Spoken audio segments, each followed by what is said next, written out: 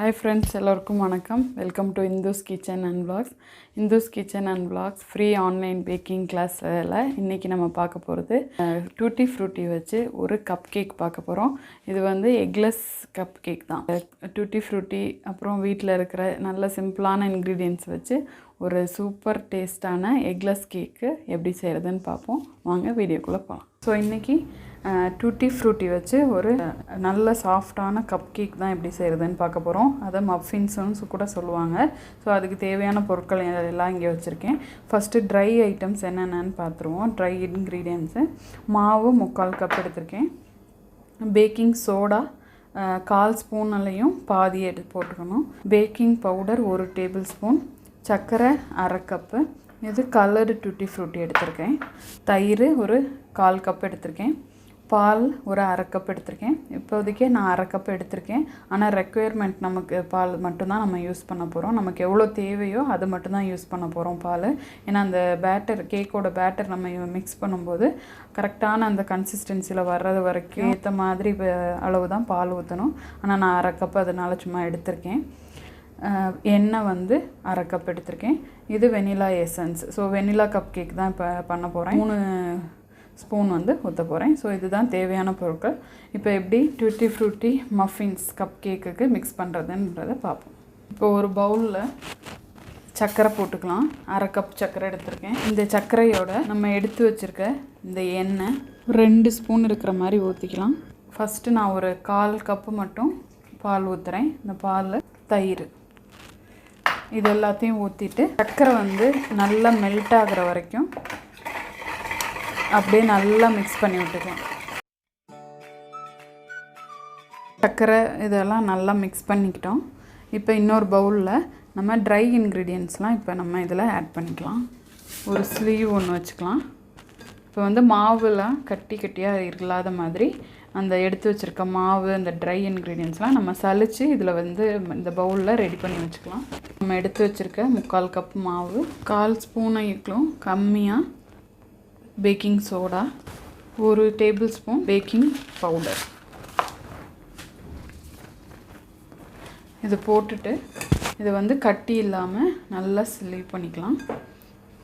கட்டி இருந்துச்சுன்னா நீங்கள் அதை அப்படியே உதுத்து விட்டிங்கன்னா நல்லா ஸ்லீவ் ஆகிடும். ஸோ இப்போ இந்த ட்ரை இன்க்ரீடியன்ட்ஸ் பார்த்திங்கன்னா நம்ம செப்பரேட்டாக எடுத்து வச்சுக்கலாம். ட்ரை இன்க்ரீடியன்ட்ஸை மிக்ஸ் பண்ணியாச்சு. சர்க்கரையும் கொஞ்சம் பால் தயிர் அந்த எண்ணெயில் கரைச்சி நல்லா பீட் பண்ணி வச்சுக்கிட்டாச்சு.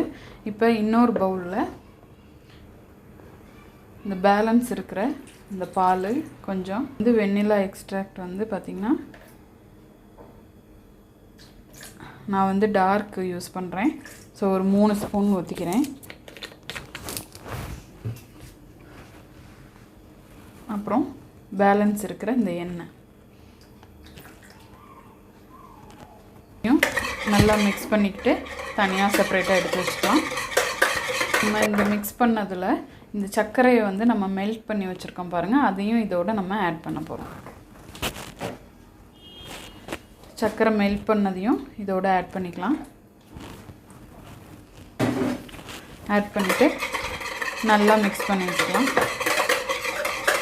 இப்போ நம்ம இந்த ட்ரை இன்க்ரீடியன்ட்ஸ் எடுத்து வச்சுருக்கிறதுல இதில் கொஞ்சம் கொஞ்சமாக போட்டு நம்ம மிக்ஸ் பண்ணிக்க போகிறோம்.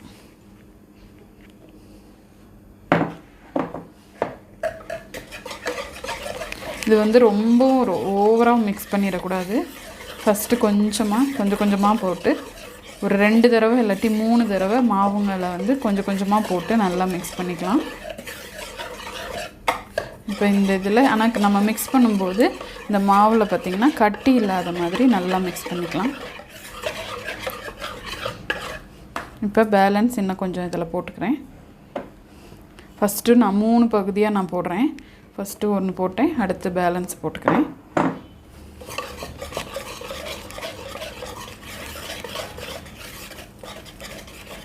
பேலன்ஸ் இருக்கிறதையும் மாவையும் நான் போட்டுறேன்.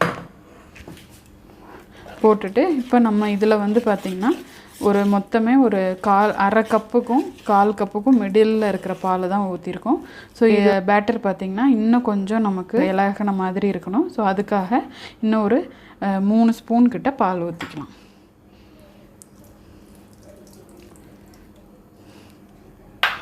இதனால தான் நான் சொன்னேன் பால் வந்து ரெக்வயர்மெண்ட்டு நமக்கு தேவையான அளவுன்னு.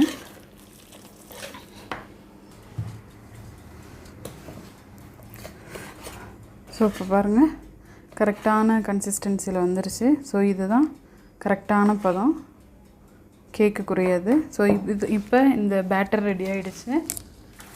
நம்ம கலர் டூட்டி ஃப்ரூட்டி எடுத்து வச்சுருக்கோம். இது வந்து நமக்கு வேணுன்ற அளவு கொஞ்சம் கேக்கு உள்ளேயும் இருக்க மாதிரி ஆட் பண்ணிக்கலாம். மேலே இருக்கிற மாதிரியும் டெக்கரேஷனுக்கு நம்ம போட்டுக்கலாம். போட்டு பேக் பண்ணால் நல்லா அழகாக இருக்கும், கலர்ஃபுல்லாக இருக்கும். ஸோ மிக்ஸ் பண்ணியாச்சு. கப் கேக் கேஸ் வந்து அந்த 10 என்கிட்ட இருந்துச்சு. கப் கேக்குன்னு கடையில் வந்து பார்த்திங்கன்னா இந்த கப் கேக் கீழே இருக்க அந்த கப் கேக் கேஸ் வந்து விற்பாங்க, நம்ம வாங்கிக்கலாம். சப்போஸ் அப்படி இல்லை நீங்கள் குக்கரில் வைக்கிறீங்க அப்படின்னு சொன்னால் நம்ம குட்டி குட்டி சைட் டிஷ்லாம் வைக்கிற அந்த கிண்ணம் இருக்குது பாருங்கள், அதில் கூட நம்ம வெண்ணெய் லேசாக தடவி க்ரீஸ் பண்ணிவிட்டு கொஞ்சம் மாவையும் அதில் தூவி விட்டுட்டு அதுலேயும் கூட நீங்கள் பேக் பண்ணி எடுக்கலாம். ஸோ இப்போ இந்த ட்ரேயில் நான் வந்து இந்த கப் கேக் கேஸஸ் வந்து நான் அரேஞ்ச் பண்ணியிருக்கேன். இப்போ இதில் வந்து ஃபில் பண்ணிக்கலாம்.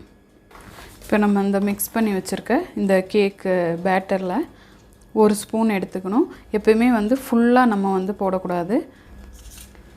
ஒரு 3/4 கப்பு அந்த நம்ம கப்பில் ஊற்றினா 3/4 கப்பு, இல்லை இது மாதிரி கேஸில் நம்ம போட்டோம் அப்படின்னா அதுவுமே பார்த்திங்கன்னா ஒரு 3/4.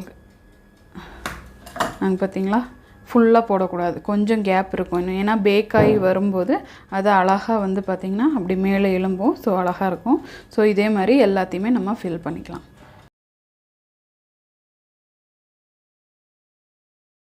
எல்லாத்துலேயுமே எல்லா அந்த கப் கேக் கேஸ்லேயுமே 3/4 இருக்கிற மாதிரி ஃபில் பண்ணிட்டேன். இப்போ இதில் இன்னும் கொஞ்சம் அழகாக பார்க்குறதுக்கு அழகாக இருக்கிறதுக்கு மேலேயும் எல்லாத்துலேயும் கொஞ்சம் கலர் டூட்டி ஃப்ரூட்டி வந்து போட்டுக்கலாம். கலராக எப்படியும் இருந்தால் பசங்க குழந்தைங்க வந்து ரொம்ப விரும்பி சாப்பிடுவாங்க. இது பேக் பண்ணும்போது பேக் ஆகினதுக்கப்புறம் பார்த்திங்கன்னா மேலே அழகாக கலராக இருக்கும்.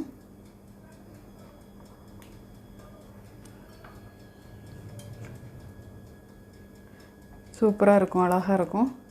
ஸோ ஆப்ஷனல் தான், இது வேணும்னாலும் போட்டுக்கலாம் மேலே, இல்லை உள்ளுக்குள்ளேயே உள்ளுக்குள்ளே மட்டும் உங்களுக்கு வேணும்னு சொன்னால் டூட்டி ஃப்ரூட்டி அங்கே உள்ள மிக்ஸ் கேக்கு பேட்டரோட மிக்ஸ் பண்ணி உள்ளுக்குள்ளேயுமே போட்டுக்கலாம். ஸோ 220 டிகிரியில் இருக்கிற மாதிரி 10 நிமிஷம் வந்து நான் ப்ரீ ஹீட் பண்ணியிருக்கேன். ஸோ இப்போ உள்ளே வச்சாச்சு. இது வந்து ஒரு 15 நிமிஷத்துலேருந்து 20 நிமிஷம் வரைக்கும் இருக்கணும்.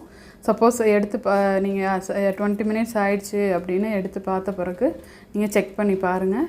அந்த கப் கேக் மேலே வந்து நம்ம இப்படி ப்ரெஸ் பண்ணி எடுத்துட்டோம் அப்படின்னு சொன்னால் அது அப்படியே பவுன்ஸ் ஆகி இப்படி எழும்பும். இந்த கப் கேக் ரெடி ஆயிடுச்சுன்னு அர்த்தம். இல்லை இன்னும் கொஞ்சம் கேக் வந்து பேட்டர் உள்ளே அமுங்கிடுச்சு அப்படின்னா இன்னொரு 5 நிமிஷம் நீங்கள் உள்ளே வச்சு எடுக்க வேண்டியதான்.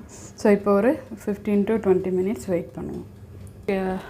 மஃபின்ஸ் ரெடி ஆகிடுச்சு பாருங்கள். ஸோ இப்போ இது வந்து பேக் ஆகிடுச்சா என்னென்னு செக் பண்ணிக்கலாம். பாருங்கள் இப்படி ப்ரெஸ் பண்ணும்போது அதுவே அப்படியே மேலே அப்படியே வருது பாருங்கள். இப்படி தானாக அதுவாக அப்படி வரணும். எல்லாமே அப்படி ப்ரெஸ் பண்ணி பார்த்திங்கன்னா உங்களுக்கு தெரியும்.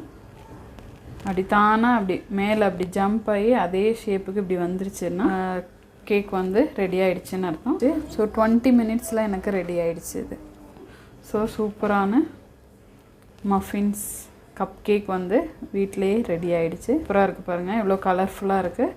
ஸோ இதை வந்து ஒரு 1/4 மணி நேரத்துலேருந்து 1/2 மணி நேரம் வரைக்கும் நல்லா ஆற விட்டுறலாம். நல்லா ஆறின பிறகு ஒரு ஏர்டைட் கண்டெய்னரில் வந்து மூடி வச்சிட்டிங்க அப்படின்னு சொன்னால் நிச்சயம் 1 வீக் to 10 டேஸ் வரைக்கும் நல்லாயிருக்கும். ஸோ சூப்பராக வீட்லேயே நீங்கள் குயிக்காக செஞ்சிடலாம். ஸோ ஃப்ரெண்ட்ஸ், சூப்பரான tutti frutti cup cake muffins வந்து எப்படி வீட்டிலே செய்கிறது, குயிக்காக செய்கிறதுன்னு பார்த்தோம். ஸோ நீங்களும் வீட்டில் ட்ரை பண்ணி பாருங்கள், நிச்சயம் சூப்பராக இருக்கும்.